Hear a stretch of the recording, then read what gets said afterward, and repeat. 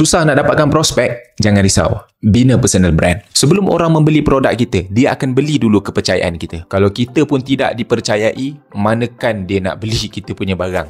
Dari personal brand, prospek itu dapat kita tarik masuk ke dalam satu kolam. Yang tak kenal ni, dia akan jadi follower kita. Daripada follower, akan ada kepercayaan dan daripada situ dia akan convert membeli. Susah nak close? Bina authority. Bina kepakaran. Kita banyakkan kongsi ilmu, kongsi tips, share apa ilmu yang ada dalam bidang tersebut. Bila orang nampak yang kita ni betul-betul faham dalam bidang kita tu, trust tu dia akan datang sendiri. Don't worry guys. Bila dah ada trust, ini yang jadi mudah untuk kita close. Tak banyak cakap, senang je close. Tak ada masa.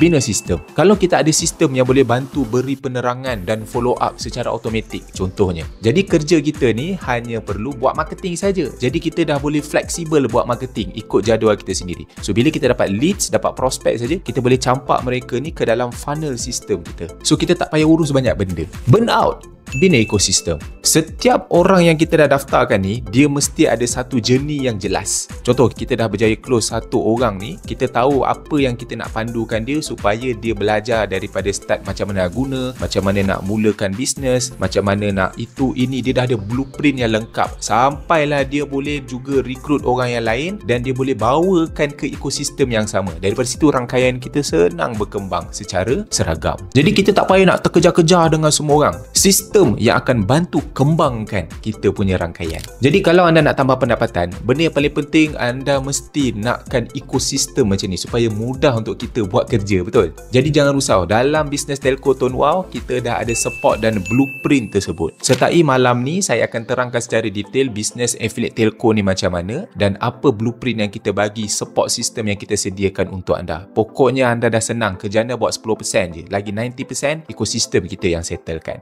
Klik bio saya.